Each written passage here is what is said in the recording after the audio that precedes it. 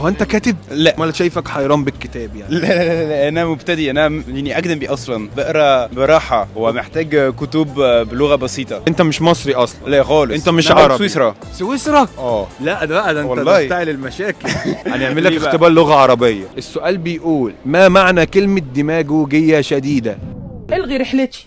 هيو احنا النهارده في معرض الكتاب وتعالوا نشوف ايه اللي بيحصل هنا. كنا عايزين نعرف انتوا بتعملوا ايه لما تكونوا بتقروا وبتقفوا عند صفحة معينة. بحط فيها ريموت او حاجه ريموت؟ طب لو مفيش ريموت هتعملي ايه؟ مفيش تكون ريموت من الروم هبلها كده. بقى. ده حموكشة؟ ده حموكشه. ده اللي كان بيجي على ازاز السيفن اب. ادفع انا جنيه في فيزا. حموكشة بياخد فيزا. فكت 5 واللبي عشان في حموكشة ليه جنيه. مذكرات سنكوح.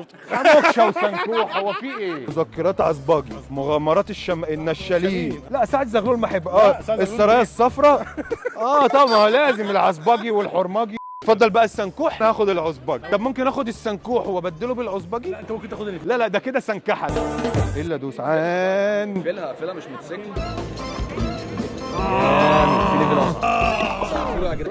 والله العظيم عشان السايس بره 10 جنيه. يا باشا دلوقتي سايس اللي بره ده عايز 50 جنيه. خد يا عم اقسم بالله 50 جنيه. طب غالي دي مقطوعه. انت ناشر؟ ناشر والله. انت ناشر ايه؟ ناشر نفسي على الحمل.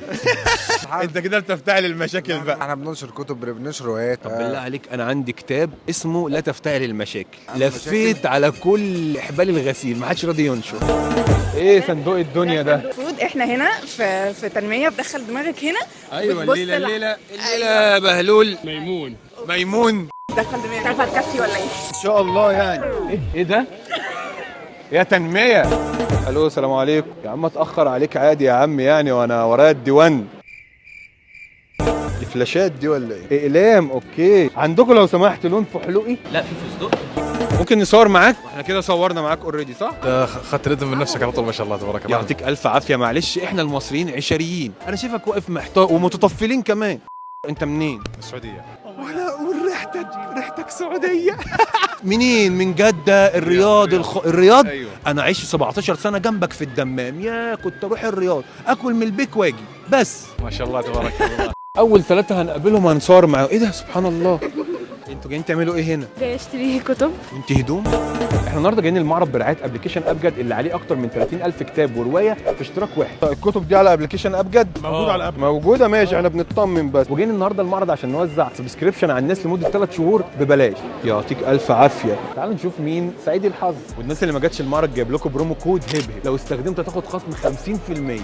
مراسلنا. ومعانا النهارده لقاء حصري مع رئيسة المكتبة العمومية للكتب الإلكترونية. أهلا وسهلا بحضرتك.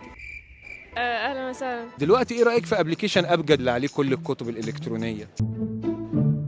حلو دلوقتي بيقولوا عليه أكتر من 30,000 كتاب وبتاع ما شاء الله. وعليه كمان روايات صوتية وبتاع.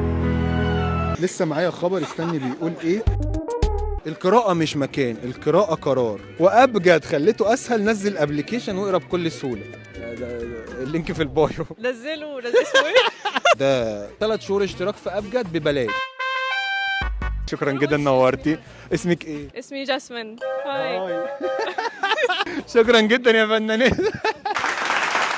ابلكيشن ابجد عربي 100% وعليه اكتر من 30,000 كتاب وروايه. هيخليك تقدر تقرا في اي وقت وبكل سهوله، وتقدر تتحكم في لون ونوع وحجم الخط. وعليه نايت مود وتقدر تقرا بالطول او بالعرض. وكمان عليه كتب صوتيه يعني تقدر تقرا او تسمع. اسمك ايه؟ هاشم. انت منين؟ من السعودية. ايه رايك في ابلكيشن ابجد اللي هو بتقرا؟ ربنا يخليك والله يعطيك الف.